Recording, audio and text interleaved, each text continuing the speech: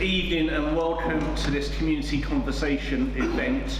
My name is Ben Lovell. I'm the vicar of St Mary's in Hampton, that large grey church just by the river next door to the large park down the road from the palace.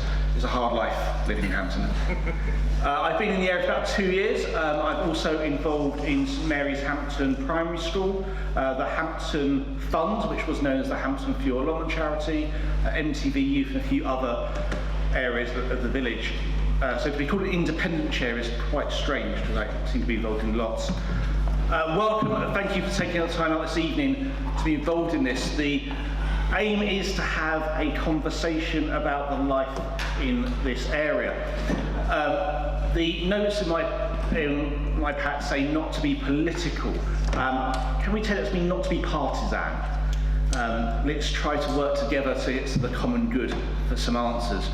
The councillors will make some statements in a moment about where we are and where we're going. Then there'll be some pre-submitted questions asked. And then given how much time we've got, we'll open the floor up to any questions whatsoever, probably all the way from speed limits to, well, probably speed limits. And we'll see what questions come up. Oh, sorry, I'm not told not to lead you. You can ask whatever you like. We will try to finish on time. If we can try to keep the questions to sentences that actually finish in a question mark, rather than monologues. Perhaps one sentence with a limited amount of commas. That would be good and allow us to hear the maximum amount of questions. I meant to tell you where the fire exits are. I've got no idea. Run for your lives. So the green signs and the where do we collect? Yes. Oxygen masks will fall from the ceiling in the event that we fail to have oxygen. And the toilets are on the way that you came on in. So there ends my introduction. I'll pass over now to the councillors to give short introductions to who they are. And perhaps you could all say your own names, because some of you, I don't know how to pronounce your name. Your name, your area, and a quick introduction to who you are. Suzette. Okay, I'm Suzette Nicholson. I've been a councillor since 2004. I got in a by-election. I'm particularly interested in education, and I'm vice chair of the Education Services Committee. I'm also a school governor at Hampton Primary Partnership, plus involved in lots of other things as well. Hello, my name is Gareth Roberts. I'm a councillor for Hampton Ward, have been since 2010. Since May of last year, leader of the council. Since May of this year, chair of the Finance Performance Committee within the council. And also very heavily involved with the Hampton Traders Association. So whenever we get things like Christmas lights switch on, screen on the green, classic cars, usually helping out with that. And just, general doing things, really, which is what you want from a councillor, to be frank. Hello, I'm Geraint. I come from Cardiff, which is why I've got a Welsh name. So I'm also a councillor in Hampton Ward. I've been a councillor since last year.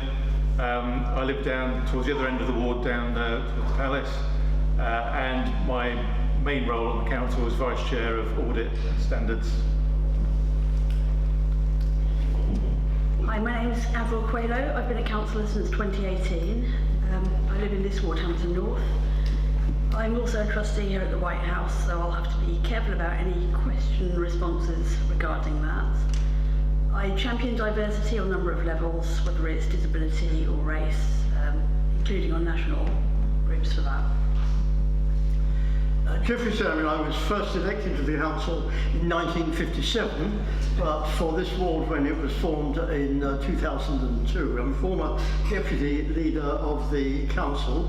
Currently I'm the opposition spokesman on adult services, and that and particularly the aspects of health are of great importance to me. And I'm very involved in some of the key issues that affect this ward, such as some of our local housing, the White House, Hampton Common, and so on. Councillor Howard sends her apologies. She is a member of the Planning Committee, and as there are two very important applications to the committee this evening, she thought, with your indulgence, that was something that as a member of the committee she ought not to miss. Excellent. So we now move on to the councillors giving a record of the achievements so far. Okay, I'll kick off for Hampton. There's been a few things happening, most notably once we park 20 miles an hour, or just to one side for a second, is the development, or the closure rather, of the sorting office, not the sorting office, delivery office in Rose Hill. We fought that, we lost.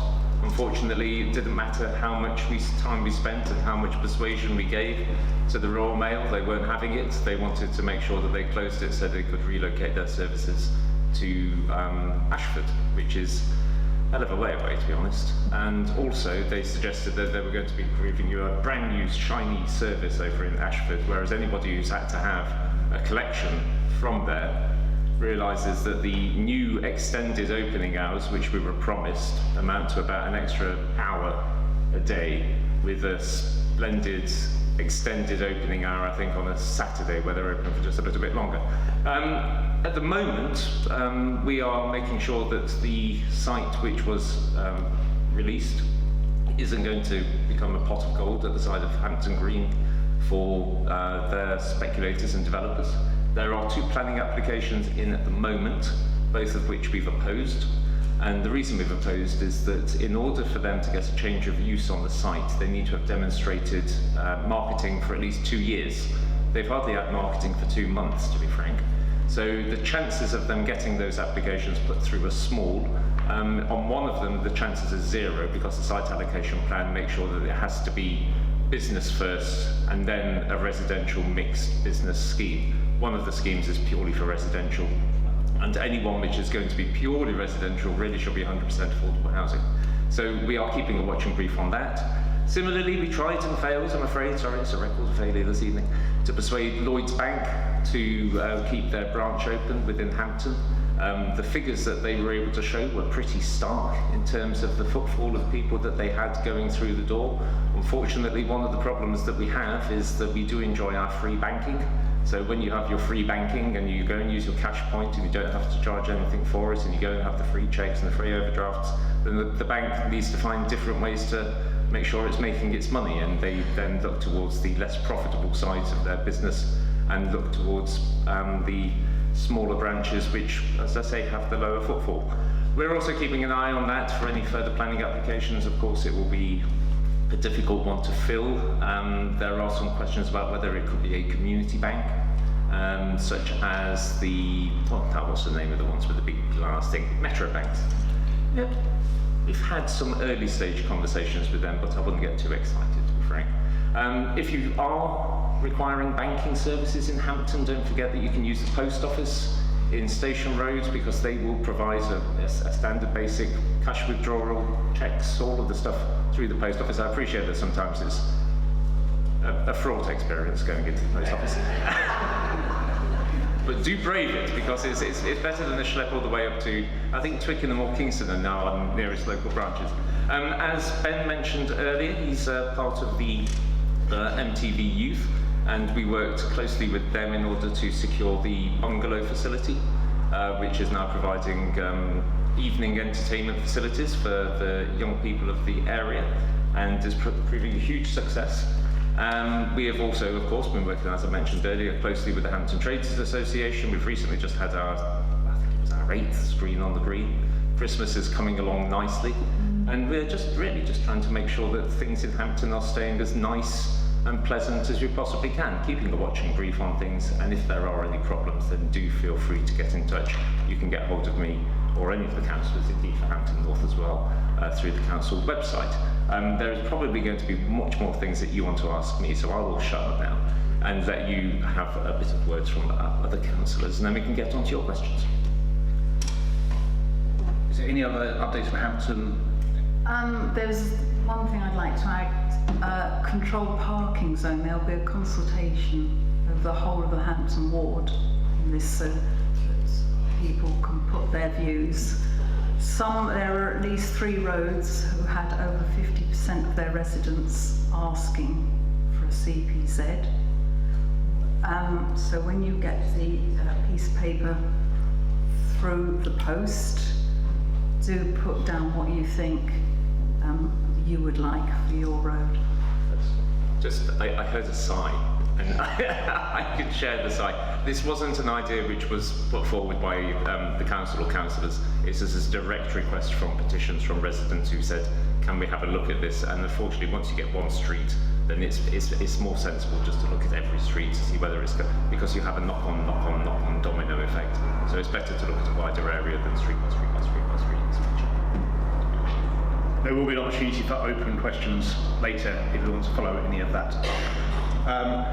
Geoffrey, any updates for you for Hampton North? Yes, so the achievements with which I've been associated with, which I'm most proud, were the creation of Hampton Square and the new traffic management scheme at the junction of Hanworth Road and Uxbridge Road. As far as I'm concerned, some of my priorities are and remain working with the leadership of the 2 principal providers of social housing, namely RHP and PA, with whom I have regular dealings, protecting Hampton Common, particularly with the problems that are going on there at the moment. I'm very proud to support the church for their very exciting new development. I do accept that it's controversial, and dealing with some of the other traffic and environmental issues that come my way. And Avril?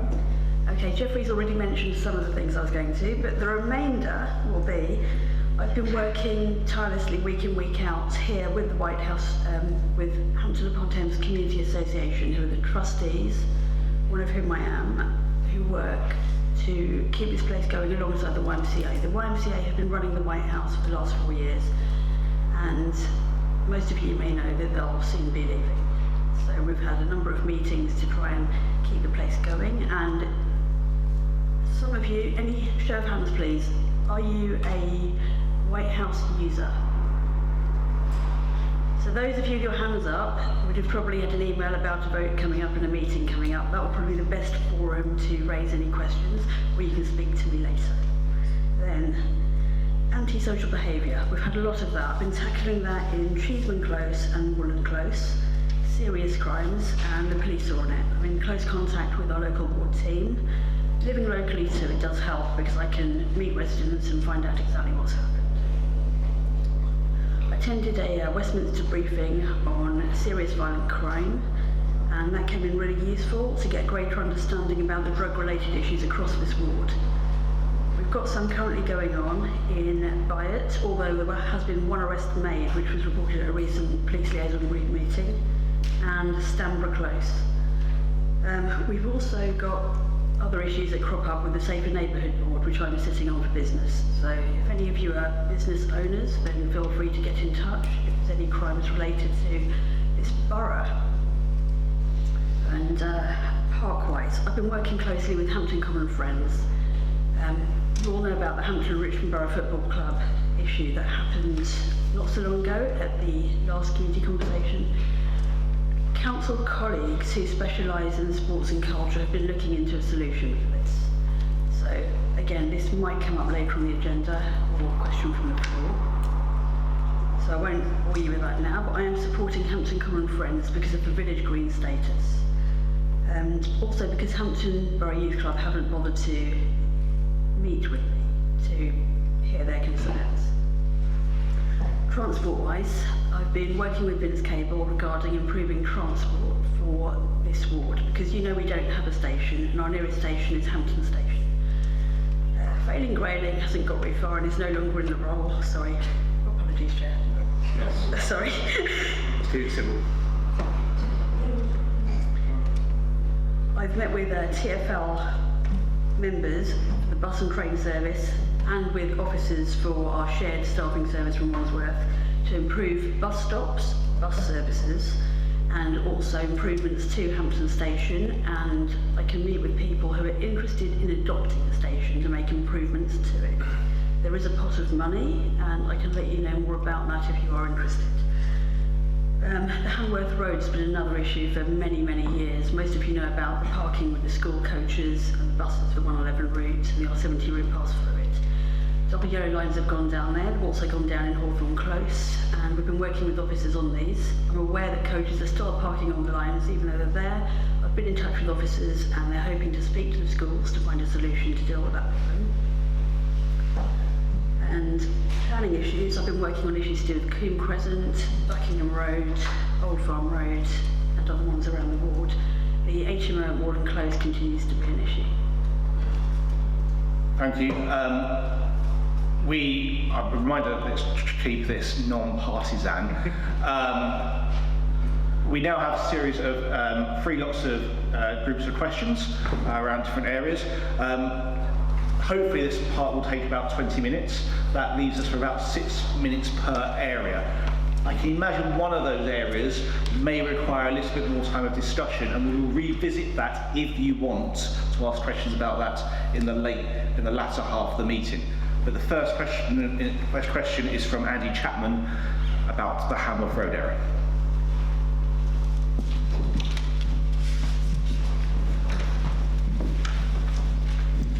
Thank you. So there have been multiple conversations, email exchanges, meetings over the last 6+ years about the Hanworth Road traffic chaos, particularly in the mornings.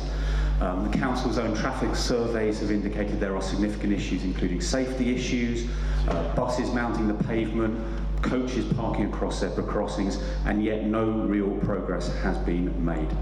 When can we expect more substantive measures to be taken to tackle these issues? Jeffrey, do you want to go first? Thank Dr. Chapman for his question, and this is indeed a problem that has been going on for years. The difficulty basically is caused by the fact that Hampton School and LEH have something like 24 coaches delivering our pupils in the morning, and they will maintain that that is preferable to having hundreds of cars, and that is probably true. Now, as far as Hampton was concerned, it was always their practice, and quite rightly, that the coaches should drive onto their grounds and so the pupils could get off the buses there. What was never noticed when they had a planning application that extended their buildings was that some of their land was now being built on, and despite the fact that they have 29 acres, they are refusing totally to allow the coaches to go onto their site. Now, Dr. Chapman, quite rightly, as the residents, want a solution. I wish that we'd been able to provide one. The school maintains that it's had a health and safety survey which shows that pupils would be at risk if the coaches drove onto the site at the same time as their pupils, and despite countless meetings I've had with them over the years, they are adamant, and on that they will not budge. Now, we've looked equally at some of the possibilities of parking controls, which one would assume is the obvious answer, to have parking controls there. But even parking controls anywhere allow a vehicle to stop to allow people to get off. So even if we put in the parking controls that residents have asked for, it would still basically leave the problem as it is. LEH is much more helpful. It allows some coaches on site, but no more than that. The difficult, I want to be quite open with Dr. Chapman, the schools decide this. They are independent bodies, and if they say we're not going to allow coaches on our site, there is nothing either legally or actually morally that we can do about it. What I would like to hear from residents is any suggestion that they have got that is actually practical. I've had so many meetings with the schools over the years, and the solution lies in their hands, that if residents can come up with a solution that would produce a better situation than we've had done, it would have my entire support. But at the moment, and I've been at meetings with them, as I say repeatedly, we really are at an impasse. They start every meeting saying, one thing we must make quite clear, what is not on the agenda is allowing coaches on site in the morning, and on that we will not budge. And in that situation, I feel almost powerless. As you mentioned in your introductory remarks, you have been working on this in further news. I'll add to that. So I've also given some feedback to the officers and the schools. I came up with a practical solution based on my secondary school, which had multiple buses of different sizes coming from all around the town and neighbouring towns and villages, because it was on the outskirts of the town I lived on. It's a practical solution where pupils won't have to step off the bus or coach and onto the road to get to the school front door. The school would have to have the money and means and willingness to implement such a road measure, parking measure if you like, in their grounds so that it wouldn't be outside causing the congestion. That hasn't been responded to in any way, whether they'll take it up or not. Again, as Jeffrey said, it is something the schools have to decide on. Their governing bodies are very, very concerned about the liability, and it's because of an incident that happened with a young boy many years ago. Any supplementary comments either from the panel or from the floor regarding that? So I think the answer to when is probably might have this a bit of an impasse there. Sorry, yes. Sorry. You'll probably be able to hear me anyway. I sympathise with where you're coming from. Is there no way that the council can argue a case that the current situation is dangerous to other road users and to other drivers, pedestrians, etc., etc., Absolutely. and therefore you can impose some kind of restrictions on the schools? No. The council recognises that there's a problem, but the Yeah, no, I council realise. hasn't. The council cannot impose anything onto the schools. So it is down to the schools entirely, much to our frustration. What we have done is work with them as best we can, and we have put in parking restrictions. So double yellow lines have come across the roads where residents have requested them. Unfortunately, coaches are still pulling up on those. Mr. Chapman kindly sent me some photos of that, which I have forwarded to the council officers, who are now taking that to the schools again and saying, please can you make sure that various coach companies do not park on these in future. Thank you. Thank you. All I can add to that is, the suggestion proposed would be fine. The school rejects it flat. And basically, if one's being realistic about it, we would only have a hold over them if they wanted something from us.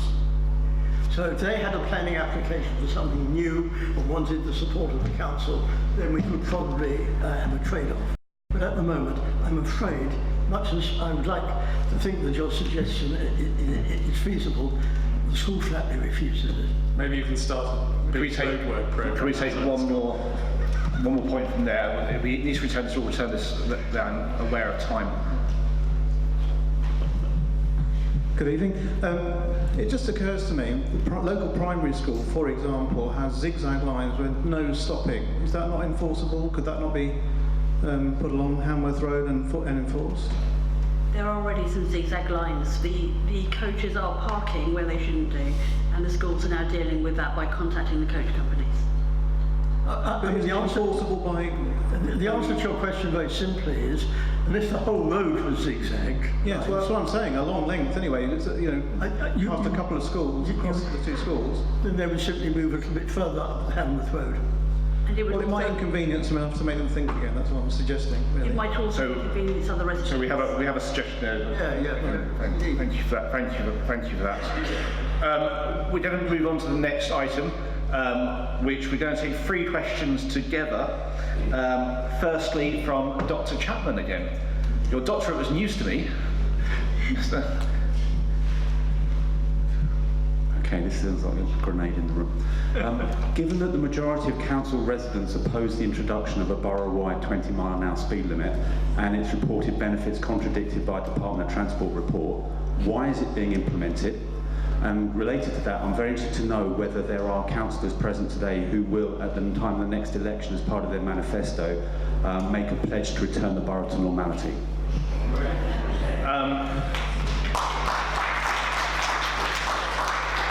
Tim Rosa also has a question of a similar Bain. Hi, hello everybody. Hello. Desperately trying not to be partisan. One of the arguments for bringing in a borough-wide 20 mph speed limit is that this would save costs of road signage. Yet individual 28 mph signs have inundated Hampton, some of them being introduced quite unnecessarily in short, quiet cul-de-sacs. Why have so many signs been installed in view of the council's original stated policy? And supplementary to that, how much does each individual 20 mph road sign cost the taxpayer? And finally, when are speed cameras going to be introduced in the ward? And if so, where in the ward? And finally on that area, Alan Fisher also has a question. Yes. The only thing is that if the money that you spent on all these signs, could you have spent it first on getting the roads put right and the pavements put right? So we have, I think, two questions. One about the general implications of a 20-mile-per-hour speed limit, and secondly about the costings of road signage right here. Perhaps I can turn to my right this time. Yeah. Okay, well, I can't comment on the Conservative position on this at the moment. I'm sure that they will have the opportunity to. 20 mile an hour, it wasn't I mean, this is a bit of a debating point, but it wasn't the majority of residents. It was the majority of people who took part in the consultation.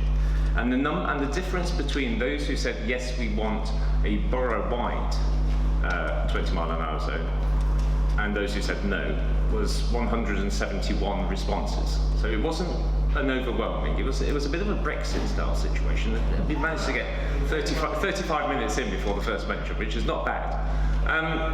What we didn't do, because you see, what we had already done on 20 miles an hour was be absolutely 100% open in the manifesto that it was a decision that we would be taking when we came in.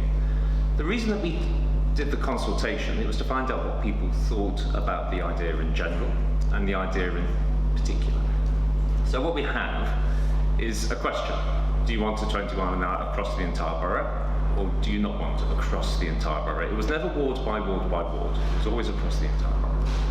And what we had was a lot of the people who were ticking the box no were saying, we like residential roads, we like some of the high streets, we'd like those to be in, but there are roads like the A308, which used to, well, it's still, actually no, it will be changing.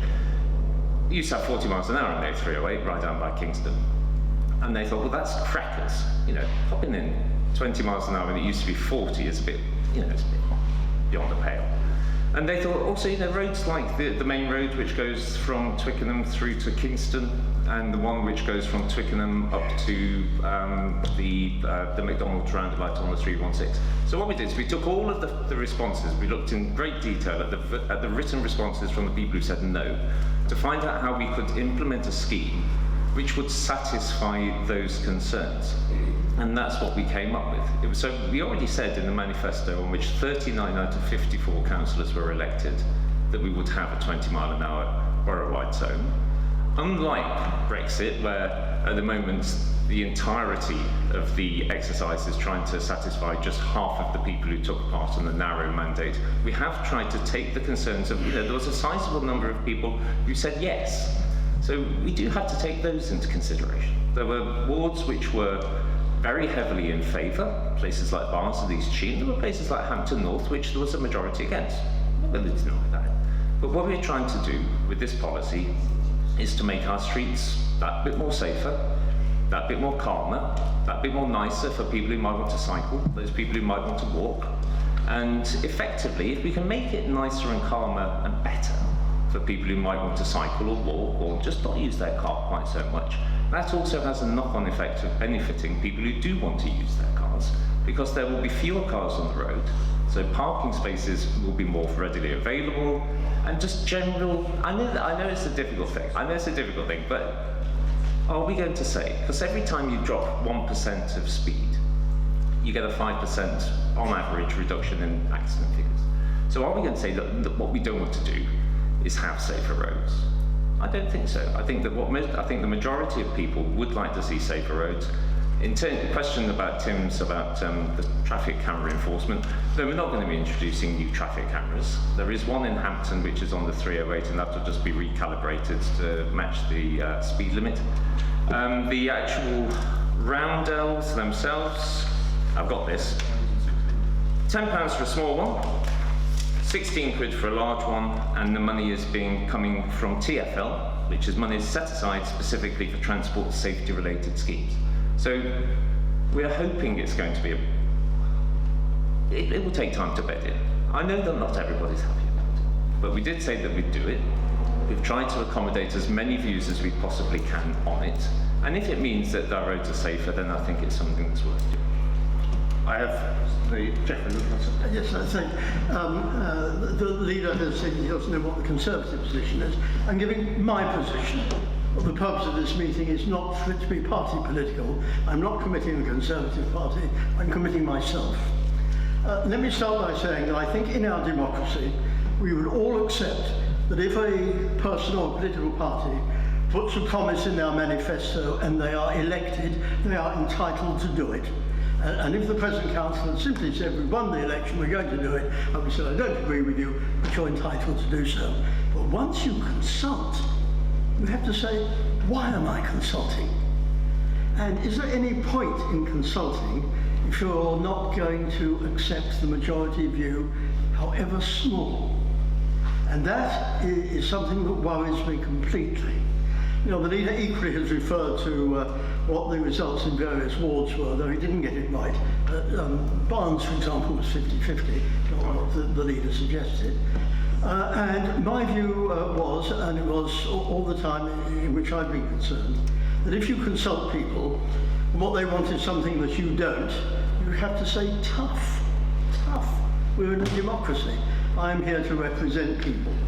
And there was certainly a number of occasions in which, when I was deputy leader, when the consultation went away, I didn't agree with it. But I would say to my colleagues, we've consulted, people have taken part in good faith, but I think it's madness. We must do what the people want. Trusting the people and doing what the people want is part of my belief in democracy. The other thing is this, and on this I've been consistent throughout all of my years on the council, on traffic matters, unless there is some major issue of principle that I previously enunciated, I would always support the majority of residents. And so this isn't simply airy-fairy. Let me give you an example. The residents of Cortlands Avenue, several years ago, wanted humps. I hate humps. The residents of Cortlands Avenue voted with a majority of 1 for humps. And I said, well, I've said to you, I will always support the majority. And whereas I was dismayed by their decision, and I hate their humps, as a councillor, my view is I will always support the majority, even when I don't agree with it. I can't commit my party to what it would do if it won the election, but I'm prepared to commit myself. And that is, I'm always happy to consult, and on traffic matters, I would always do what the majority wanted. So I think that's a half answer to Dr. Chapman. As far as I'm concerned, whatever in a particular ward or street or thing people voted for on traffic matters, I would say in advance, I'll support them, especially when I don't agree with them. Now, I can imagine there are going to be lots of follow-up questions to this. So what I'm going to suggest is we've got 2 more pre-submitted questions. We take those 2 questions, and I imagine the floor might want to return to this when we have open questions at the end. I do have an answer to one. No, we're taking questions for now. Let's stick with the pre-submitted questions, and we can take questions and comments afterwards. Definitely. Sorry? I said definitely. Yeah, I'm pretty sure the floor wants to come back to this. Can we go to Derek Sanders for the next question? Derek.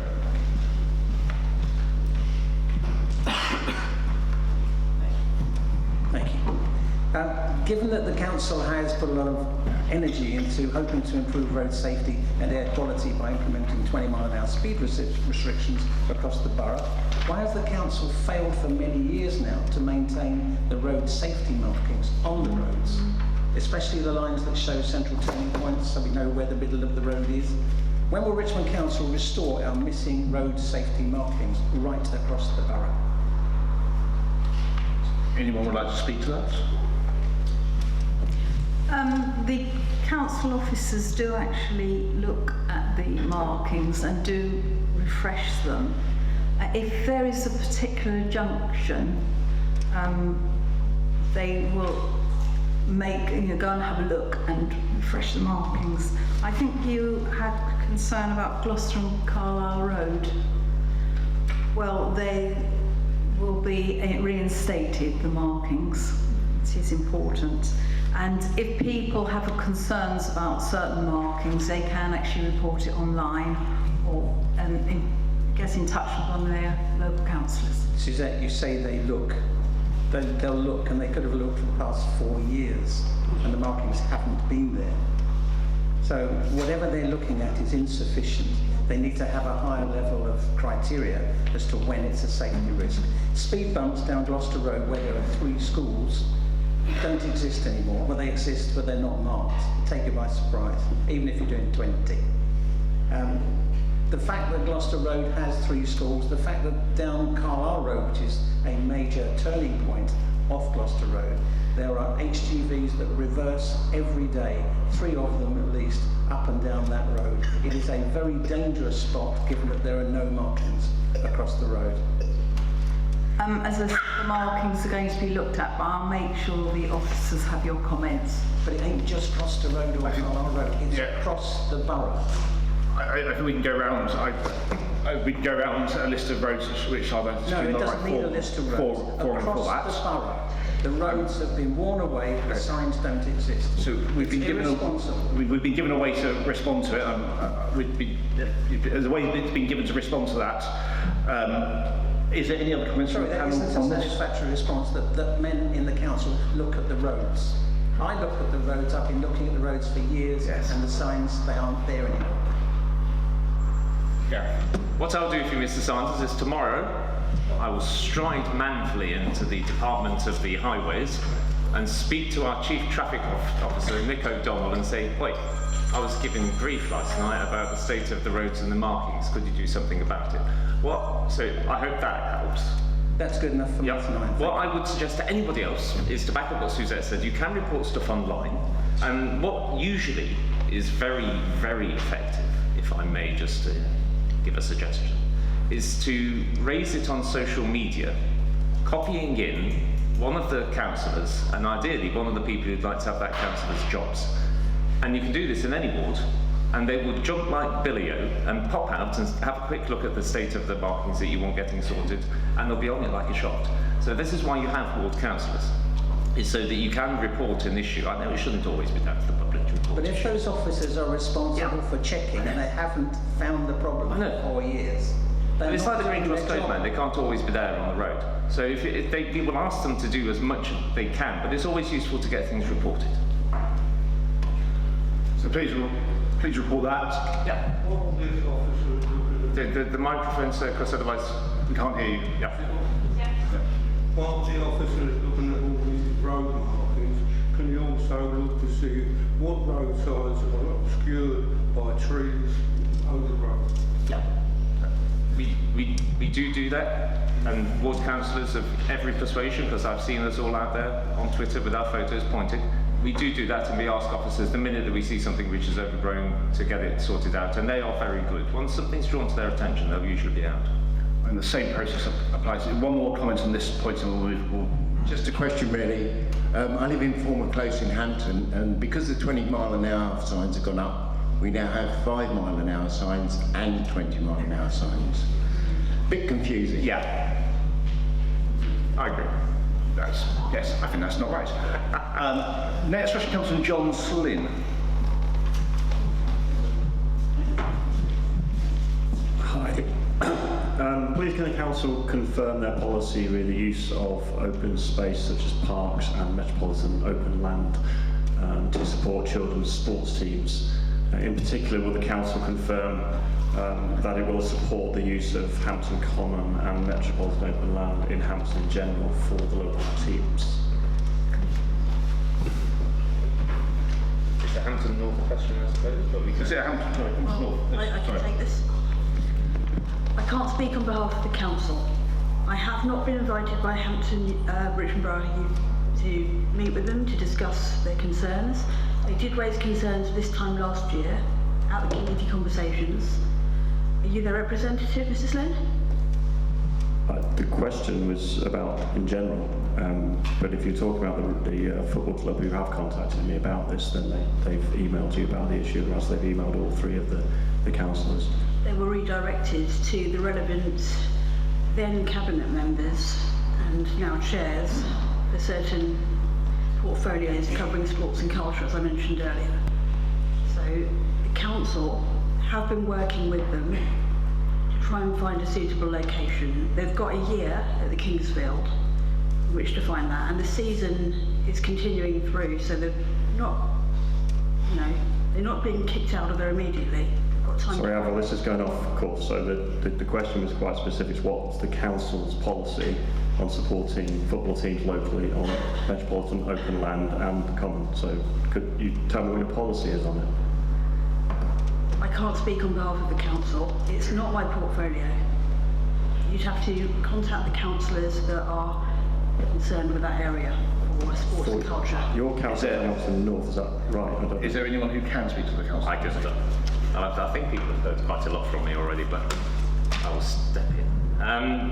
Yes, we support MOL and seek to protect our green spaces whenever we can.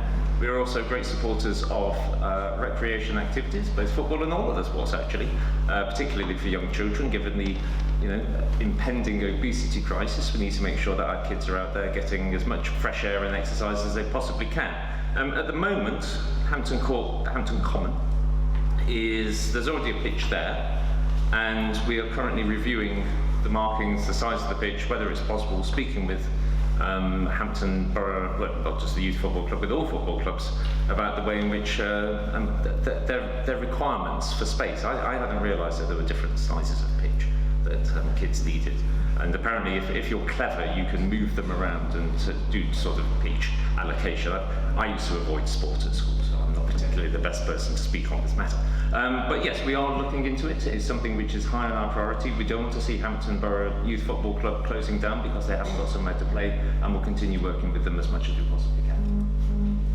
Any follow-up, John? Yeah, that's fine for now, thank you. Great. We now move to... Oh, sorry, at the back. Apologies.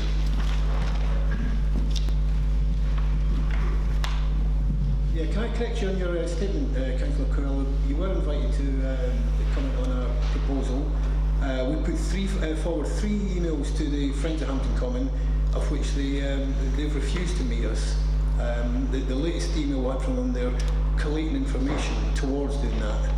But you're correct what you're saying, we've got a year's extension at Kingsfield, but we can't afford to wait a year to make a decision. We've got to start planning here. At present, we're not going to be closing down the football club, but there's a number of pitches, probably 150 of our kids next year will be playing out with Borough, because there's no facilities there for us. There's a large area on the common which is pretty much underused.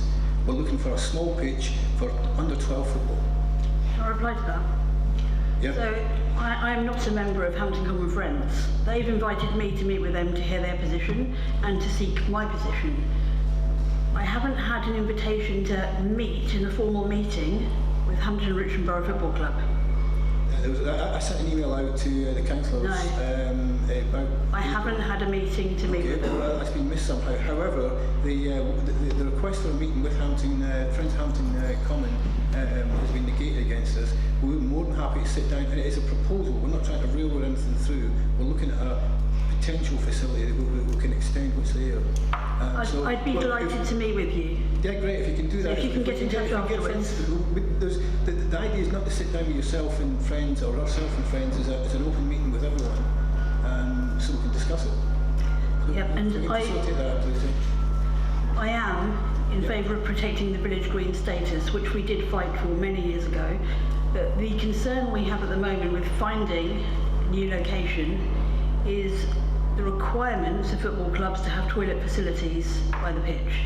There was a pavilion many years ago. The council did knock that down because of the problems that we had with antisocial behaviour there. and there is no desire for one to go up again at this moment in time. I understand that a proposal was to use the White House, which has the open door here for a public toilet scheme while it's open, for people to use that. But having walked from here to the common entrance where the pitch is myself, if someone's got that urge, it's not very practical. It's going to take a bit longer to get there than they might expect. It's within the FE guidelines. It's about 800 yards if you come through the houses, which council highway. You can't cut through the schools though. I can't cut through the schools, but you can cut through the back of in towards the back of Sainsbury's. I think we've probably moved on to details that are better in another forum. That'd be great. I've got one more supplementary here from John, and then we'll move on to open forum. Thank you for that.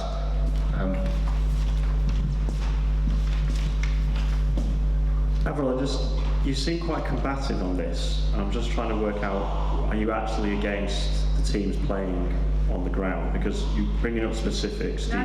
Well, let me finish. You're bringing up specifics and details. The football club in question and other ones, such as Hampton Rangers, they often have training matches that have nothing to do with those requirements that you mentioned, those are league requirements. There's lots of reasons why they would need to play on open ground that we all own as a community, and that as a father of children, it would be nice to have places where they can play. Your line of response seems to be quite negative, so I'm just trying to understand, are you against the teams playing on those grounds? I'll answer that, John. So, there is already a pitch there. Hampton Common Friends have expressed that Hampton Richmond Borough Football Club would like a second pitch there. And that's something that, as far as I'm aware, they're not keen on, but I'm not against anything as per se until I've heard both sides. I would like to protect the village green status that's been established, but by all means, anyone can use that pitch that's currently there. I'd love to see a lot more young people playing football and other sports, keeping in good health. I don't know if you know, but last year this time, at the last community conversations when this came up, I suggested a couple of things. The use of the Twickenham and Richmond RFC, Twickenham RFC, I beg your pardon, at the end of South Road. I live literally behind that, and I can see the floodlights are not on every night, every evening, and all day on the weekend. So there are times where people can actually use that pitch if they book it. There's also Hatherop Park. I don't know if you recall, Councillor Thornton used to coach for Hampton Rangers.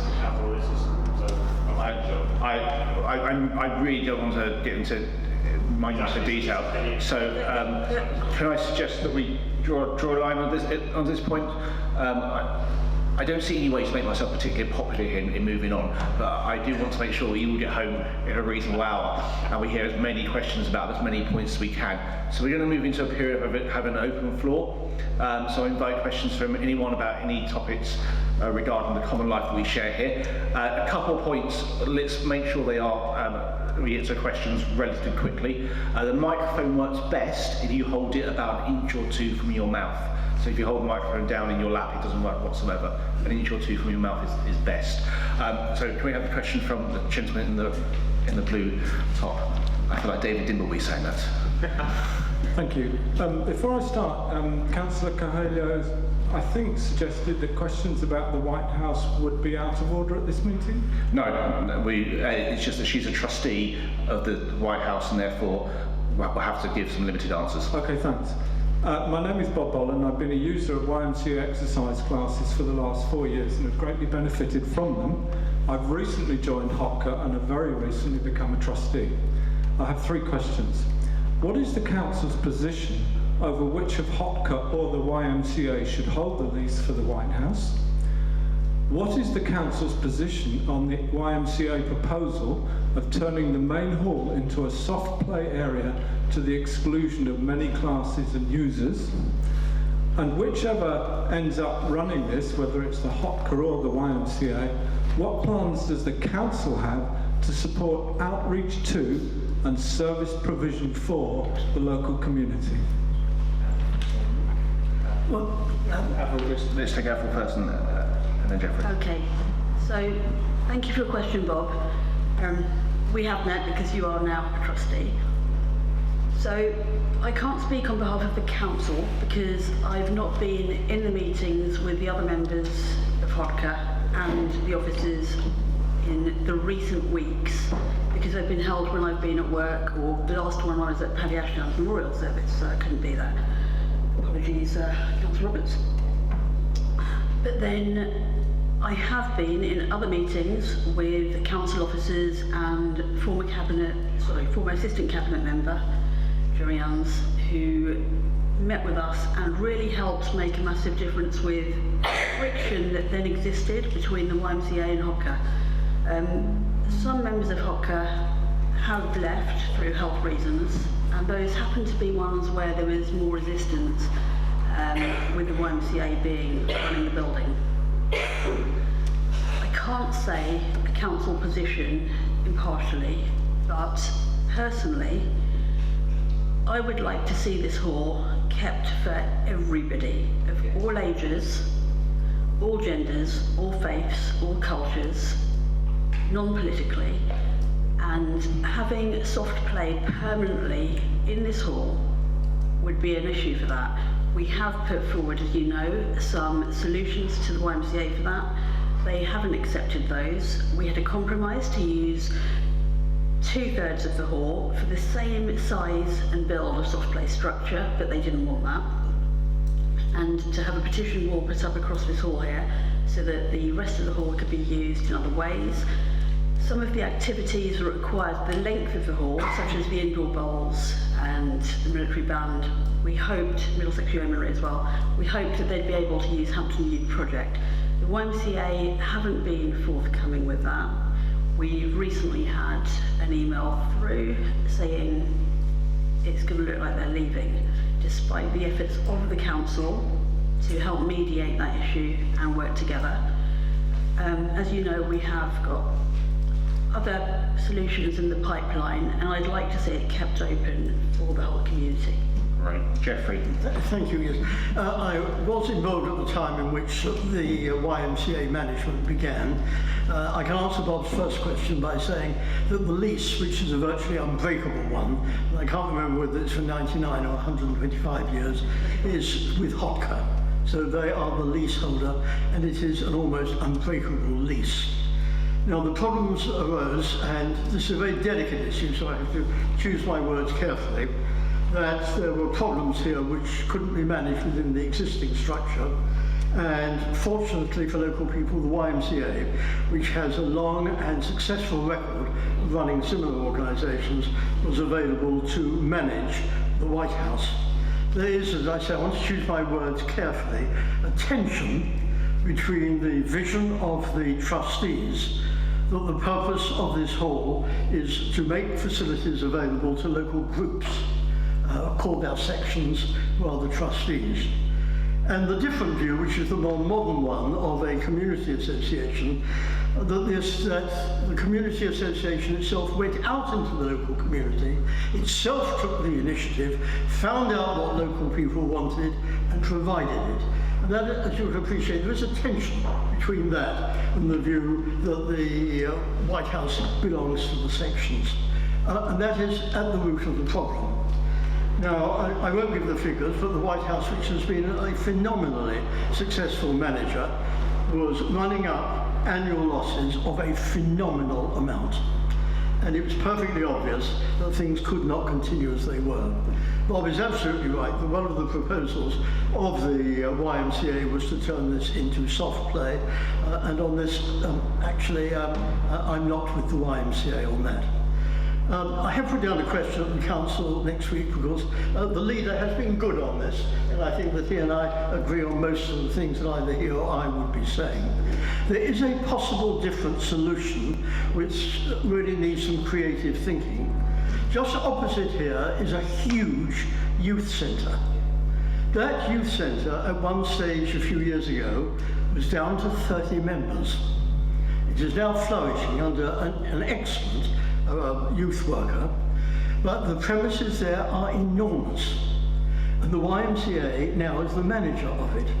So we have a situation where there are demands for space here in the White House, and that is managed under one heading, and the youth centre, which is the responsibility, as it were, of the education department, and they are entirely separate. And if in fact you combined the two, and said, how can we unite these and have a community solution? So, for example, the YMCA could have its soft play there, where there's plenty of room.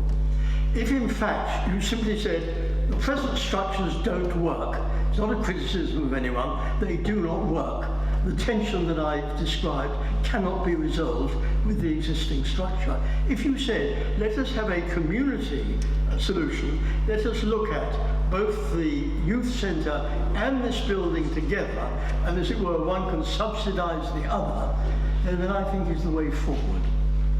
And that is what I take my question and proposing to the leader on Tuesday. Can I take some supplementary questions from others? So may I just say that none of my questions have been answered Directly. I am very aware of that. Can I take some supplementary questions?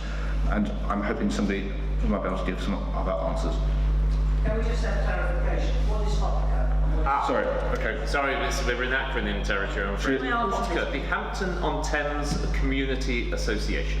So they're a collection of groups that own the lease for this We're a charity. White House, and so they're a charity. What was the other clarification?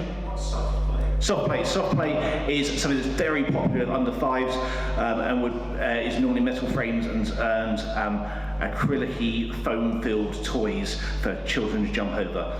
I'm a parent of young children. I'm very familiar with soft play. Yes. So much of the man in the green top, who's got the microphone, and we'll Hello. Yeah, I've got. Sorry, we're going back to 20 MPH quickly. No, can we stay with the White House and we'll go to 20 MPH? It's a really quick question to Gareth. Thank you for your economical answer about the costs of road signs. But I cannot, £16, thank you very much. I can't believe that the actual cost of installing the road signs was 16 quid. Could you give us a better, more accurate answer, including the cost of the labour? Can we take supplementary questions on the White House and we'll come back to that? Any more questions? No, not on the White House. You had one more? Yes, Bob wants his original answer.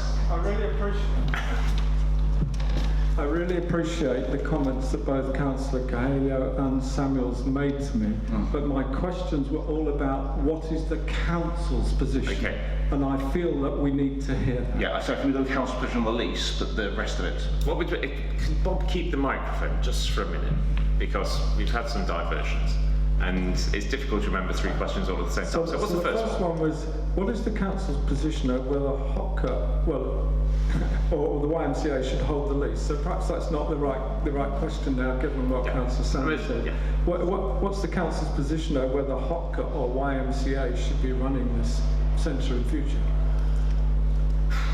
It's a difficult one. We've worked incredibly closely. I've spent so many meetings trying to, unleash my inner Kofi Annan to try to mediate some sort of relationship between HOTCA and the YMCA. But it hasn't worked, to be frank. There are too many not irreconcilable differences. But the YMCA, you have to remember, is a charitable organisation, and so is HOTCA. And the YMCA have got the job of running the place at the moment on behalf of HOTCA, at the invitation of one of the main funders.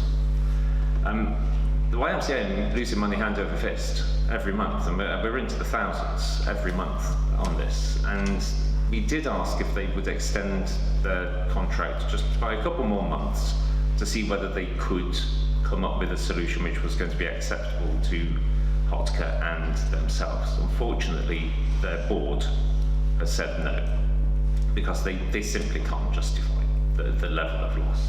My personal view is that there would, and this is going to be a classic fudge for you, my personal view is that there was room for both.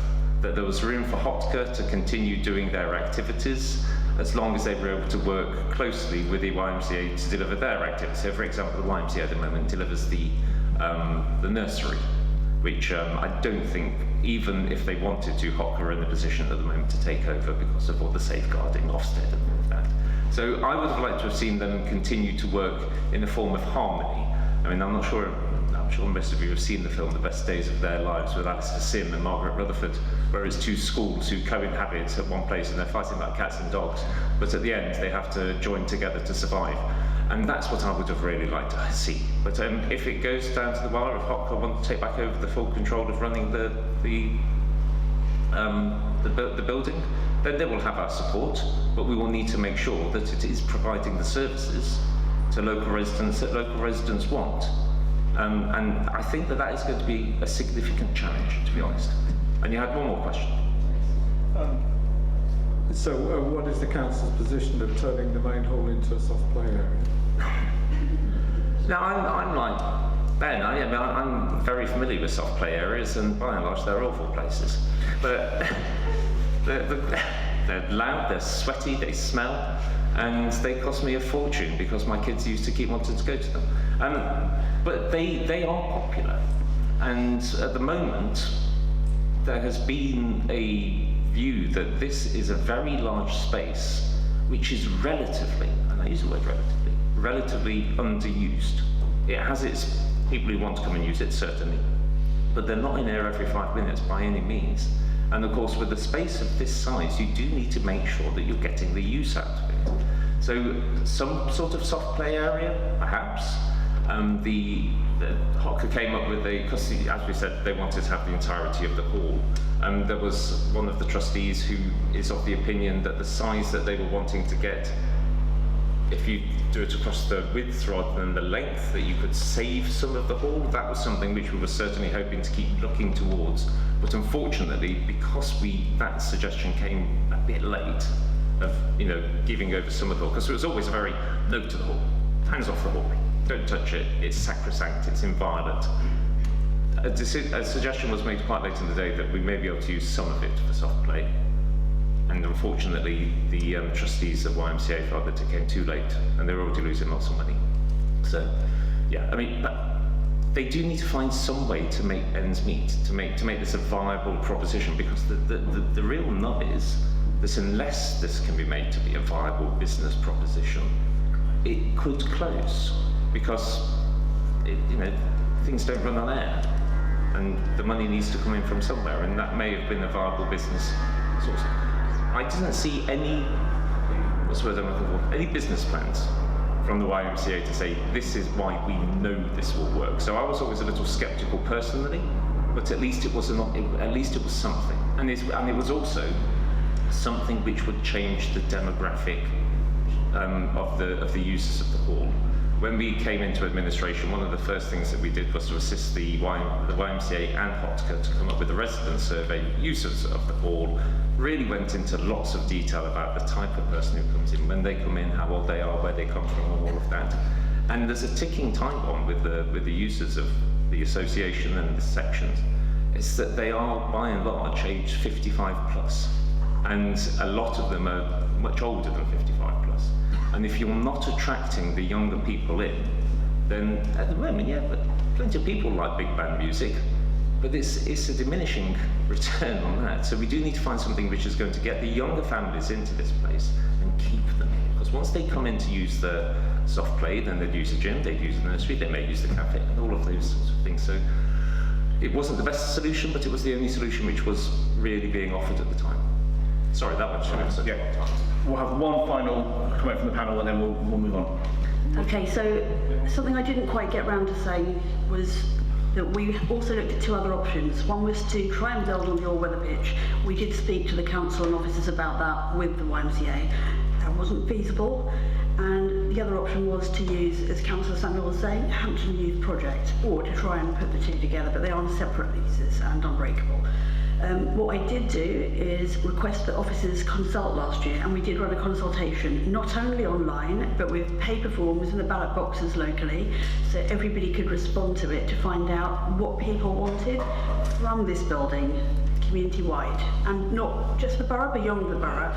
The officers did outreach to hard-to-reach places, and people that didn't have internet could respond to it. We had a very good response, similar to the 20 mile an hour, and the outcome of that was soft play was not in demand. This area is a very different demographic to where the Hawker Centre is in Ham, which is what the YMCA were expecting to replicate. And we have got ideas to have youth provision coming in here. It's already started. It's a minor thing right now, hoping to expand, but off the record based in Twickenham have now started using some of the rooms behind this stage that Citizens Advice use. They are a counselling service for young people, and we hope to get more young people involved by coming in through the doors, and also to get more people into the doors generally, with an idea of mine for click and collect, given that Rosehill has shut and not everybody wants a parcel left with a neighbour or collected from Ashford. So hopefully that'll drive up footfall in the future. Thank you very much, Avril. Any other questions perhaps about another subject? Yes. Do you wait for the microphone for those who may be hard of hearing? The local supermarket Sainsbury's, just in the square here, we suffer in Northampton, of the trolleys being left everywhere. The system for them returning isn't working. Is there anything that the council can do to make sure that they sort this problem out? We're always going in there, local residents, asking Sainsbury's to come and collect them.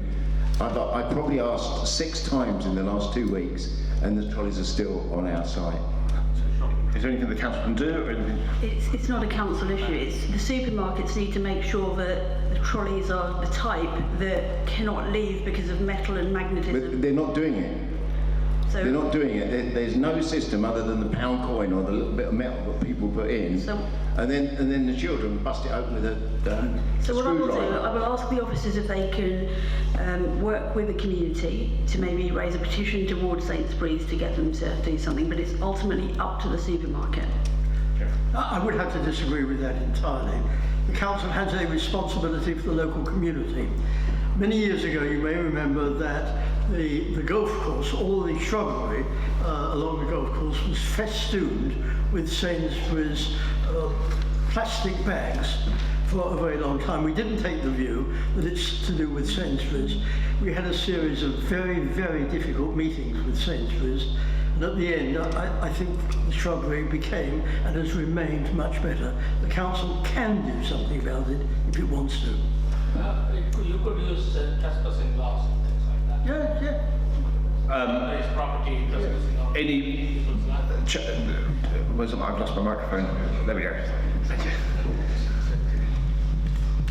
Interesting. On that, just briefly on that point, I think what 2 things that came to mind straight away. One is, have you tried emailing customer services at Sainsbury's? Because they responded when there was some down Fernley Crescent area, some of the roads off there.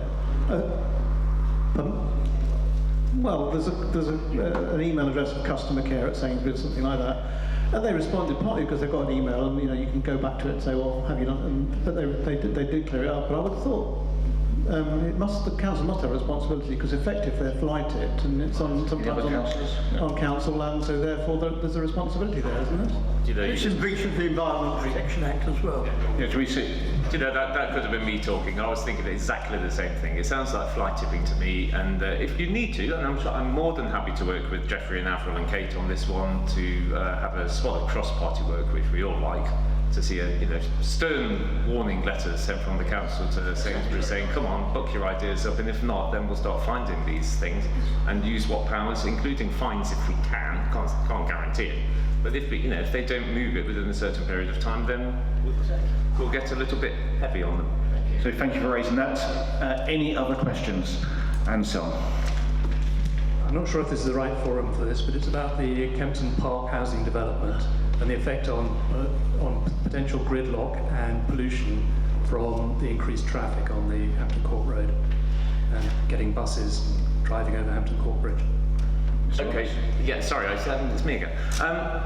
I've always been hugely sceptical about whether there was a decision, a real desire on behalf of the Jockey Club to flog off Kempton Park, one of the jewels in the crown of the racing estate. What they've always had at the side of Kempton Park is a small nature reserve that they've been desperate to build on for about the last 50 years. And every now and again they'll go to Belfield Council and say, can you build? And they'll say no, because it's nature reserve, it's MOL, etc., etc., etc. And my view is that they put this up as a bit of a red herring so that everybody will get up in arms. Everybody would say, no, we can't possibly get rid of Kempton for housing. And then the Jockey Club would say, that small piece of land at the side, if we can build there, then we'll be fine. And that's my view on it. what has happened since, and it's on the BBC website because I was looking at it the other week. I don't have the details to hand at the moment, but apparently it's all been shelved. There was such a lot of hoo-ha about the suggestion that it's now been put on the back burner indefinitely, simply because they knew that they would be up against it. I mean, who's going to stop the Queen from going racing down at Kempton Park? Who's going to stop them doing the King George VI Stakes on Boxing Day? I think it was a bit of a kite that was being flown, and they've decided that there was too much of a storm and they might get electrocuted. Thank you for that question. That was my understanding as well. Any other question? We have a question up front here.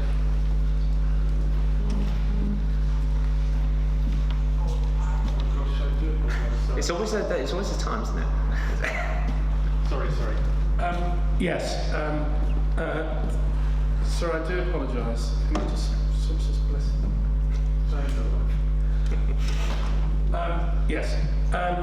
You, Councillor Roberts, you did answer. I did have some questions about the 2 planning applications for the delivery office site.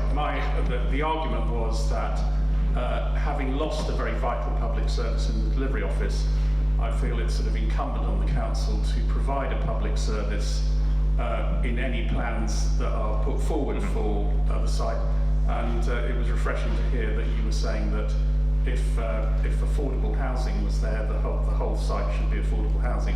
But can you just clarify to me and the audience probably exactly what the council's position is on planning applications going in there? Because you were saying about if there was commercial use, for instance, what proportion of residential units on that site would be affordable housing? Would it be a commitment to 100% affordable housing on that kind of plan as well? We would be hoping to get as much. I mean, that's the best thing I can come up with at the moment. If it was a dual use, I'm not sure that the site allocation plan mentions on the dual use, but we do have council policies which ask for certain degrees of levels of affordable housing properties. What we have is the recently adopted 2018 local plan. In the local plan, there is a thing called the site allocations plan, and SA5, I think, maybe SA3, is the Rose Hill Delivery Office. And first and foremost, is that all of our changes of use, for a major change of use from business to residential, requires 2 years of marketing.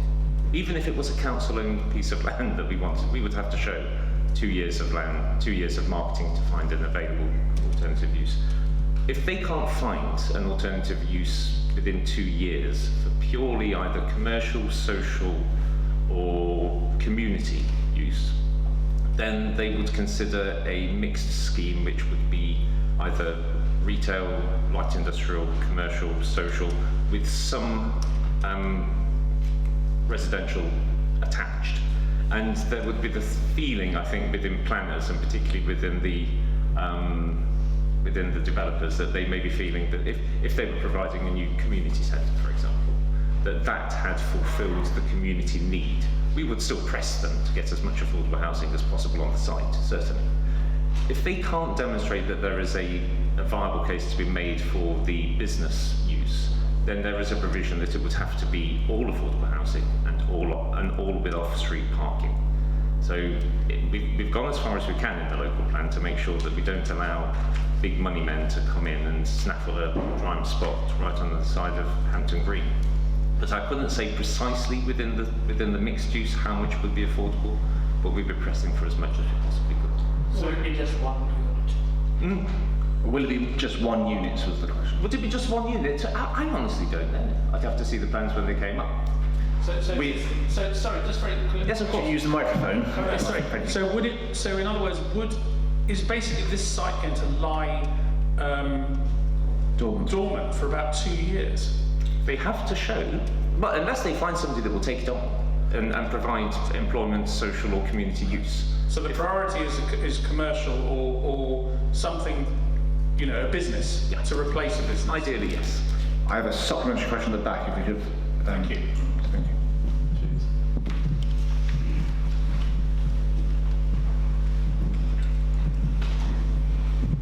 Yes, sorry, thank you.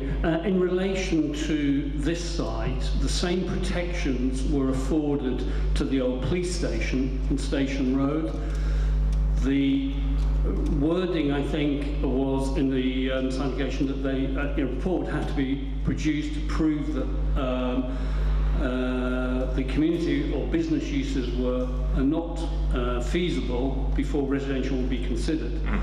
As part of Hampton Siding's planning committee, we met the developers pre-application who told us the officers were waving through 100% residential allocation, which is in fact what the scheme that got consent some time ago, and we've been talking about land lying fallow and unused for several years, then the old police station would be a prime candidate. So I think I would ask whether Gareth's got any comment on, or the council's got any comment on that particular building, but also perhaps that they will reinforce the attitudes of the planning officers to the detail of their own local planning policies.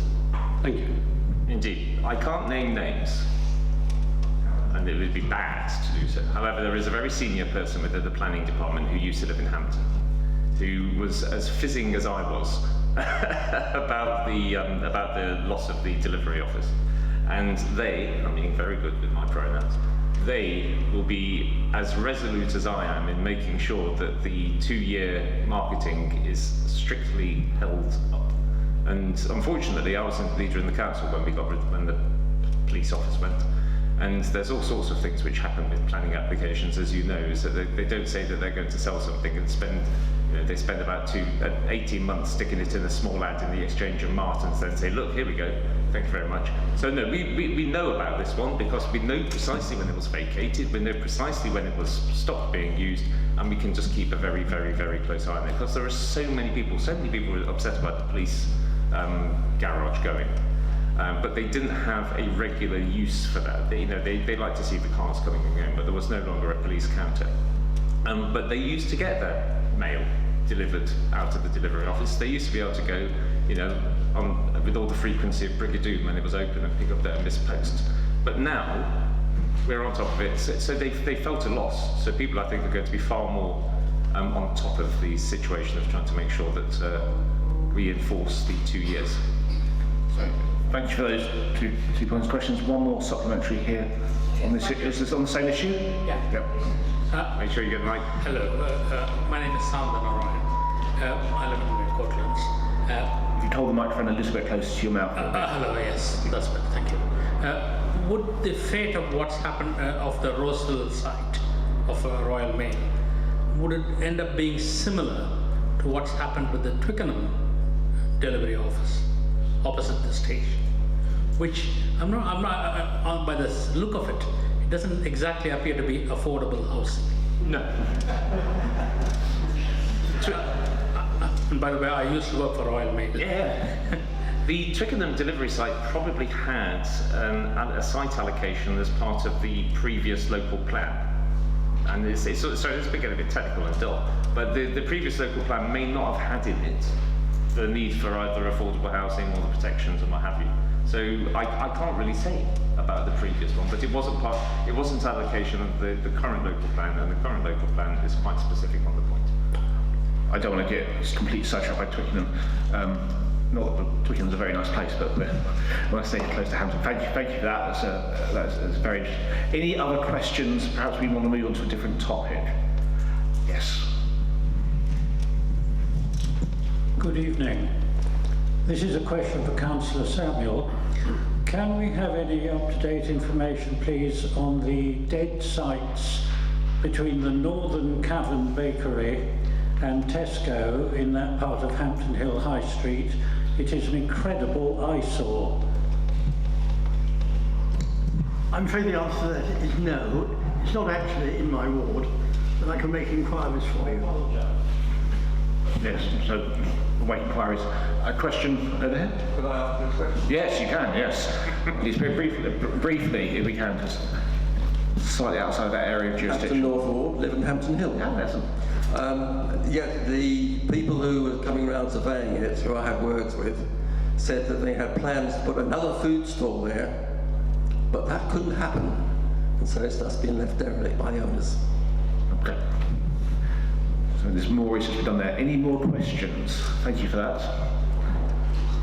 Just Tim wants his one asking. Yeah, so we did have a question before about the road signs. So we had cost of £10 and £16 for road signs, and whether that included installation costs and labour costs. Councillors. I am given to understand that it is the cost of the roundels. We live in the world of civil servants and Sir Humphreys, who, when they are asked a specific question about the cost of a disc, will give me... That's why I said your answer was economical. No, my answer was purely factual. But I will ask about the installation costs, of course. But yeah, they give me the cost for the discs themselves. If you could put your answer on Twitter, I'll be grateful. I will do my level best for you. Can we, the lady in the purple, can you have the microphone? Yes. I live in a cul-de-sac and I've got a 20-mile-an-hour limit sign going to be unleashed any time. Why? Okay, let's take a serious... They could have saved £16 by not putting that one up. You got a big one, yeah? No, let's take John. Let's take John as well. John Slade, I just want to answer Tim's actually, which is there's a budget actually the council has allocated of close to £1 million. It was 700,000 or 800,000 first taken. It's gone up from there. So we'll be close to £1 million for the rollout of the 20 mile per hour across the borough. I was interested before, you might want to expand on it, you said TfL are paying, but the actual minutes of the meeting suggested that it had been budgeted within the council budget, so that's something that seems to have appeared just very recently. Can I now answer this? Yeah, this chap here is absolutely fitting. He's got all the information. Thank you, Colin Keats. Having been through all the paperwork to do with speed limits in London and across the whole country, I can tell you what the exact position is. In an urban area that has street lamps, it is the law that the speed limit is 30 miles an hour. There's no need to put signs up. However, the government has empowered councils to put different speed limits on some of their roads. If you do so, you cannot put up a zone speed, you have to put up the speed limit in the road where the speed limit is other than 30. So the council knows they have to put up a 20 mile an hour speed limit, roundel and perhaps on the road as well, on every single road or close and close in the whole borough of Richmond, or they are against the law. And if you speed in those roads and somebody does you for it, you'll get your money back and you will not have to pay anything. This isn't an opportunity for everybody to go around unscrewing it. Do we have a question? The question about whether or not the funding comes from TfL or the council? I have, perhaps we can answer that. There we are. This money, this scheme, is being funded by TfL from monies set aside specifically for transport and safety-related schemes. That's the answer given by the officers. Can I ask though the question on this particular one? It occurred to me after the last meetings we had. Where do TfL get their money from for anything? Does it come from the councils? They get money from all sorts of places. Do they get money from us from Richmond? Do you know, I don't know the answer to that. I think the answer is probably, not definitely, is probably yes, and therefore the council payers in the borough of Richmond are actually paying for this scheme. I couldn't speculate. Up to a certain amount. However, I don't think because we always really chirp on about TfL and how much that we find them something of a hindrance on most things. So I can't imagine that we'd be digging into our pockets too often to give them some money. They may get stuff from various pots like government money, London Council's money and things like that. Well, but specifically from going from Richmond to TfL, I don't think so, but I couldn't be categorical. Well, just that Jeffrey on the other hand, Jeffrey used to be in charge of the council's finances. Jeffrey may be able to offer light. Do you know the answer to this, Jeffrey? Yes, well, I can answer as far as my time is concerned. The council doesn't give any money directly to TfL. TfL's money largely comes from the precept that you pay to the GLA in that way. On the other hand, what TfL does is to give money to local councils for agreed schemes. And whereas it can always be said that something or the other is funded by TfL, if it wasn't spent on that, it could be spent on something else. So whatever TfL is paying towards 20 miles an hour, and I'm sure it is equally money that could have been spent on something else. So the council itself does not subsidise TfL. Are there any other questions? There's a question at the back from the lady in the white, and I'm also aware this man in the cream top coat. Hello, it's about the 20 mile an hour limit, which I'm actually quite open-minded about. And I'd like to see it have a good chance so that everyone can actually make a decision, having trialled it, to see if it works or not. But to do that, we need to know when it's coming in. I don't. I'm not a resident in the borough, but I'm a trader, but I don't actually know when it's coming in. I'm presuming it's already in because the peeling of the signs has come off. But if TfL are funding the signs, then why haven't they told their bus drivers that it's coming? Because they're hurtling past my shop. So that's my question. Has it come in? Has it not yet? Not yet. Not yet. The infrastructure's going in, but the actual not enforcement. I don't want to use the word enforcement. It's not enforcement, but the effectively pressing the switch to say yes is not yet. And I asked Nick O'Donnell, who's been mentioned already. I sent him an email this evening because I had a thought that the idea of when this is going live is going to come up, and he said that they don't have a specific date at the moment, but we will make sure it's fully communicated to residents when we do. Oh, people are unpeeling the signs. I don't know why the signs are unpeeled. I try to think I've got all of the answers, and on that one I don't. And maybe as part of TfL's involvement, perhaps on the buses, they could say, I am a 20 mile an hour bus, yes. I am a non-idling bus. Yes. And I know that some of the buses are non-idling and some can't be, so it'd be useful for us to actually know which is which. Yes, of course. I was happily pass that, but that's a good idea. I'm aware I had another question here from the chap in the red jumper.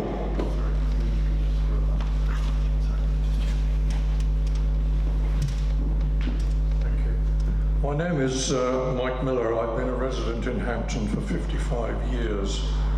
I make no apologies for coming back to the 20 mile an hour problem, but what I would like to know is, having elected to institute a 20 mile an hour speed limit throughout the borough, what consideration was given, knowing full well that the policy would involve lower gear driving, more heavily congested roads, idling engines, higher fuel consumption, with a significant increase in harmful emissions and greenhouse gases, which will inevitably impact upon the health of the whole community, but more especially on the young and elderly, many of whom already suffer from serious respiratory ailments.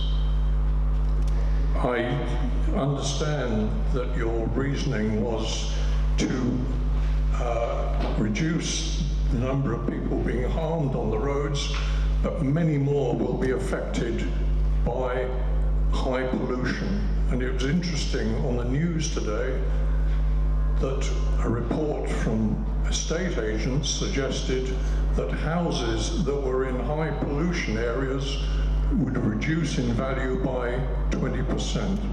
Not that that interests me, but that was the situation. Was any consideration given to the health effects of a lower speed limit, 1/3 reduction in fact? Thank you. Thank you. Yes. Ooh, am I on? Yes. Yes is the short answer, and the categorical reason I can give you that answer is that we commissioned 2 independent air quality experts from, I think one was University College London, I forget what the other one was from. Anyway, people who are absolutely preeminent in their field, and we asked them, can you tell us what you've done all the studies, you've looked at all the figures, you've looked at all the facts, you know precisely what you're talking about. Is there a significant or even a marginal increase in the air quality, brought in areas which are brought in 20 mile an hour? And their answer was it was negligible. And we put that in their reports in all of the consultation documents that we put out. So we asked the experts, and they said no. Can I just say? Can we? Who does me as the experts? Can we take the lady at the back? I want to give people who haven't spoken a say. Hello, I just wanted to say I was very pleased with the introduction of the 20-mile-an-hour speed limit. And anything that makes people drive slower is to be welcomed, because it's quite dangerous for the more vulnerable people trying to get around, whether it be on foot or bike or whatever. And anything that makes people think about driving more safely is to be very much welcomed. Thank you. If we could take this man in the aisle, and then we'll come across the chap in the blue top there. Yes, just almost to go back to follow on from that point. I was lucky enough, I suppose is the word, to go to the recent Wreath lecture. You might think this is non-relevant, by Lord Sumption, erudite ex-Supreme Court judge, who spoke very well about the fact we've got speed limits in this country, the whole of the country. And he concluded, his analysis was that people do accept that there is a risk to the speed of cars and vehicles travelling, and it's generally accepted by society that there is a risk involved. The only way of, I can't speak as well as him, but the only way of solving it really would be to bring everything down to the man with a flag in front of every vehicle, and then casualties would go to zero, which is really echoing that point. However, yes, it's leading to the question. So the question is, society as a whole holds this view that it's acceptable there is a risk. Locally, we've been, this returns to the original point really. I accept the point that we had an election, and as in any election, you get a bundle of measures in the manifesto. And if 20 miles an hour is one of them, which you say, well, okay, I'm very much in favour of everything else in the manifesto, but not 20 miles an hour, then it's followed by a consultation, which is what happened. And the consultation does come to the conclusion, in this area, certainly 70%, I think, that the 20-mile-an-hour speed limit is not desired.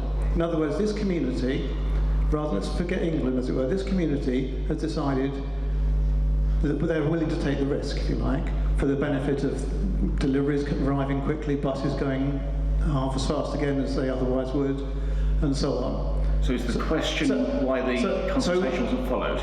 Yeah, so the final part is, I've been involved in consultation, sorry this is a little bit long, in business where we're going to consult on redundancies in employment. Usually, I'm afraid, it's a bit of a facade. It doesn't, it's what's going to happen has been decided. This seems to be the same rather, that we had the consultation, majority in this area not in favour of dropping to 20 miles an hour. So that was ignored. I'll ask the. So just the last thing. No, can I just? There's other people that want to speak as well. Can I just finish with that? So, is there a time for a review of what's happened, and with the possibility of going back up to 30? Okay, so we have a two-part question there of what happened with the consultation, and is there a time for review? There's a chap to the left, my left, who also have a question. If we can. Keep it brief. I'm Nick Kennelly from Hamworth Road. I can partly answer that actually, because at the Liberal Democrats, sorry, not politics, but the hustings last week, it was actually pointed out the wards that had the most complaints about the 20 mile an hour had the worst public transport. So if you had good public transport, you were happy with the 20 mile an hour. We in Hampton North have terrible public transport, we know that. That's my biggest bugbear living here anyway. Hampton Station should be, I don't know. But I won't get into that and my thoughts about South West Railways. But that's the problem. People are dead against it here because we have terrible public transport. Right. Thank you for that. Mr. Roberts. Okay, so let me try to recall back. So, there are going to be some reviews. We've got these things called corridor studies on some of the main roads to see whether they can be re-looked at.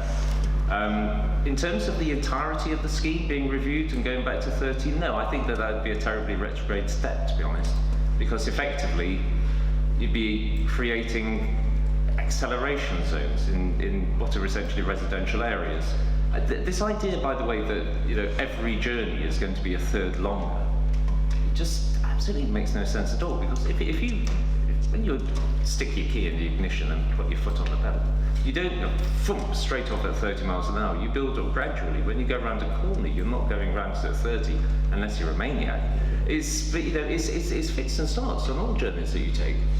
So sometimes you're going along at 30, but a lot of the time it's going to be a smaller, lower house. But no, will we be returning to a blanket 30?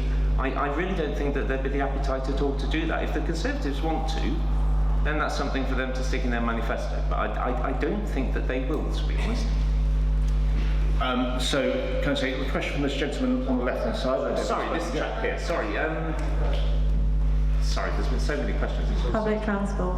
Public transport, yeah, I agree with you. Public transport's lousy and it needs to be made better, and we'll continue working with the bus companies to see what we can do. But they are also companies. They're not here to, they're here to theoretically provide public service, but more importantly, they're there to make money. And South West Rail? And South West Rail, South West Rail. How long have we got? Not very long. South West Rail are exactly the same. We subsidised by the government. They are still chasing the moolah morning, noon, and night. Can we take the question from the man in the grey top there? There's been a lot of talk about the emissions from cars and buses, etc. Has anybody done a survey on how much emissions we get from the aeroplanes going over? Oh, we've not done Heathrow yet, have we? Does anybody else fancy having a go? Yes. This lady, you have a question now, you've not spoken yet. Could we be advised how you're going to police this? People that are going over 20 miles an hour, including bicycles? I have to say, as a cyclist, I'm pushing it if I can get over 20 miles an hour, particularly. I know that some of them whiz round, but most cyclists as well. The idea has always that this is going to be largely self-enforcing. That most people are decent types who, if they see a speed limit, they tend to stick to it. There are always going to be idiots. There are always going to be people who will quite happily bang along at every speed that they want to. Probably far more than 30 or 40 sometimes. There was a guy on a motorbike on Heathrow only earlier today who was doing at least 50. Councillor Roberts, give way, please. Sorry? Would you give way, please? Oh, yes, of course. See, we are a democratic party, ladies and gentlemen. Thank you very much. It can't be a monologue all over it. Okay, there are many disabled residents in this ward, as some of you may know, many of whom get around on motorised chairs. We also have many motorcyclists tearing around through the alleys on dirt bikes, especially at night, but also during the day. And some roads, like Thormer, where there has been a 5 mile an hour limit, because that was requested. So it makes sense to have that on behalf of those members. But to cover the other questions on Transport for London and funding, I mentioned earlier that I've been in meetings with Transport for London and an officer. That is regarding the buses and improvements to bus stops and bus routes, and it's also regarding station and improvements. And there is a pot of money. There was a meeting in the last month in the council chamber open to all councillors. Not all councillors attended it. I did. And I've got cards from the relevant people from the relevant transport departments and information about the funding. And I am pursuing that with the man over the back there, Mr. Nick Kennelly, who has a mission in life to improve Hampton Station. And if anybody else would love to improve stations, there is a pot of money, and you can also adopt a station. And it's a very, very simple form to do so, and I'll quite happily share it with anybody who's interested. Thank you. We've got about 2 minutes left, so I've got to take a question here, and then right away you've had your hand up some time. Hello. Is this on? Yes, okay. Derek Jones, Courtlands Avenue. I want to ask the question, which is, why has the council completely ignored all the evidence which it claimed to put forward to support the 20 mile an hour speed limit? Atkins doesn't support your views, TfL doesn't, Department of Transport doesn't. They all say in their conclusions, in their reports, that there's no robust evidence to suggest that 20 miles an hour will actually improve safety in the borough markedly. One of the reports says that it will probably result in a 1 mile an hour reduction in overall speeds. In the process of using this information, distorting its use, frankly, misquoting in places and putting in a few errors for good measure. What you've done is you've ignored 98% of the population of Richmond which did not vote for this measure. You've gone with the views of 2% of the population. Yes, I'm angry about it. I'm not alone in this.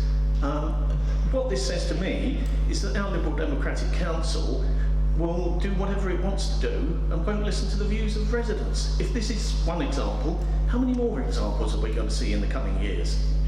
I'm very well not to give two parts to that, but I'm happy. I'm more than happy to answer that one, because if we'd said we've got the consultation results and we're going to keep 20 mile an hour on every single road within the borough bar the A316 and the 205, you would have an excellent point, but we haven't. We've said that we will exclude the ones which most people mentioned. They're saying that they didn't really support what was going on. And I'll go further to say, when we had the scrutiny committee meetings regarding some of these decisions, some of the people who were coming to us and saying, why on earth are you including the road from Twickenham to Kingston, were the former Conservative Transport Cabinet member Peter Bockwell, who described excluding that road as crackers, and the former Conservative ward councillor for Twickenham Riverside, Susan Chappell, who was also absolutely fizzing about the fact that these major roads were being excluded. There were people in the borough who wanted us to go further. We listened to what the consultation results were. We decided to take a different tag. If we'd gone straight ahead and said, look, we're having the consultation and we're not changing a single jot or tittle on this, then that would be, I think, fair comment. But we have listened, we have changed it, and I think we're going to have a better system for it. And if TfL, for example, aren't wanting to bring in 20 mile an hour as a speed limit, then they have news for them, because they're going to be bringing it in throughout the entirety of central London. I'm very well out of time, Jeffrey. Yes, I would entirely agree with many of the points that have just been made. When we had the last community conversation, there was a presentation on 20 miles an hour, which I know annoyed a very large number of residents, including those who tended to be in favour, because it was totally one-sided and biased.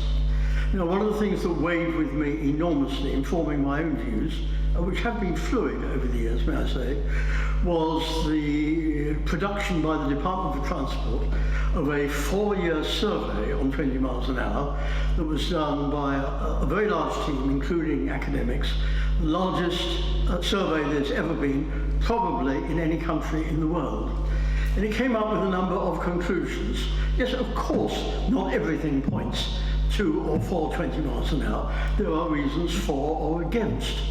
And among the reasons against that this survey found was actually the drop in speed in 20 mile an hour zones was actually less than 1%, whereas paradoxically in 30 miles an hour they had naturally dropped by more than 1%. It showed that the effect on casualties was minimal, but on the other hand it had certain points in its favour. And what I was concerned about, first of all, was that all of that evidence was dismissed. It is the biggest survey ever conducted. It was all dismissed.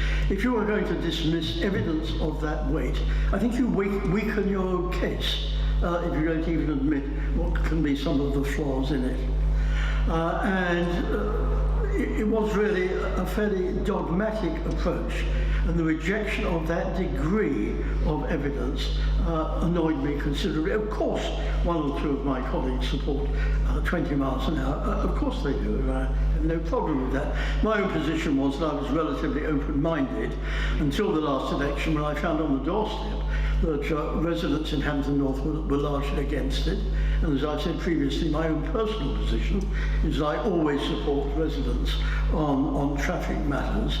And then this survey, which I studied in great detail, and the willingness to dismiss out of hand, without even accepting that some of it is right, has, I think, enormously weakened the case. And if the leader of the council had simply said, as I said earlier, we said 20 miles an hour manifesto, we're going to do it, fine. I wouldn't have liked it, but fine. But the idea of asking people, well, presumably you want to know, and then not doing what the people want, strikes at the heart of what I believe should happen in a democratic society. But Jeffrey, well, I'm very aware we're about to run out of time. Do you still, do you feel your question has been answered? This is about the speed limit? Yeah, it's a very brief question, because I know you've had your hand up for some time. Would you not think that the experience of some residents in this area who moved into this area 4 years ago and was pretty annoyed about the 20-mile speed limit that I had to use every day getting out of my house, but 4 years later I'm very comfortable with it, and I urge other people to get used to it. Thank you. Thank you very much. I think we'll leave that there. Thank you. Is there a presentation on budgets? Yes. Very quickly, folks. I know you all want to get home. One thing just before, small parish notice, if I may. The Full of Life Fair, I've been asked to raise this. The Full of Life Fair, community action mini fairs. Discover the opportunities to get involved in your local area. On Monday the 23rd of September, between 1 and 4 p.m, the Greenwood Community Centre will be hosting one of our mini fairs. So if you want more details, I've got to fly here and Effie can help you at the end. Okay, so what we have done as part of the administration is we said that when we came in, we would launch something which is called a ward budget, effectively, where we will identify a pot of money which can be spent in this local area. And the aim is to enable local people to have a say in the spending of local funds and to influence the decisions that impact upon their lives. And it's a manifesto commitment, and it's in the corporate plan. And the money will come from existing funding streams, so we're not going to be asking you to dip in your pockets today. So for example, Civic Prize, Community Fund, and perhaps some departmental budgets such as highways and parks. And community engagement is key to ensure the involvement of residents, especially the seldom heard, in relation to setting priorities for the ward budget spend. So at this point, what we're asking for is some ideas from residents on what the ward budget should be spent on in each of their local neighbourhood. And the actual amount attributed to each ward will be decided later in the year. And apparently, there is an interactive display at the back of the hall, which is your opportunity to give their ideas for priorities and spending the ward budgets. If you have ideas which suddenly come to you at 3 o'clock in the night and you'll sort of wake up and think, I could go for that, then do drop us an email. We'd be delighted to hear from you. So that's a bit of extra cash. It's not going to be apes, peacocks and ivory, folks. It's not going to be, turning everything into a beautiful Shangri-La, but it is hopefully going to make, a small difference to what is already a very nice place to live. We've got to the end of the event, so that is at the back now. If you, thank you very much for all your questions. It's been really a pleasure to chair this. Can we give a round of applause to the people who have served teas and coffees and run around the microphones and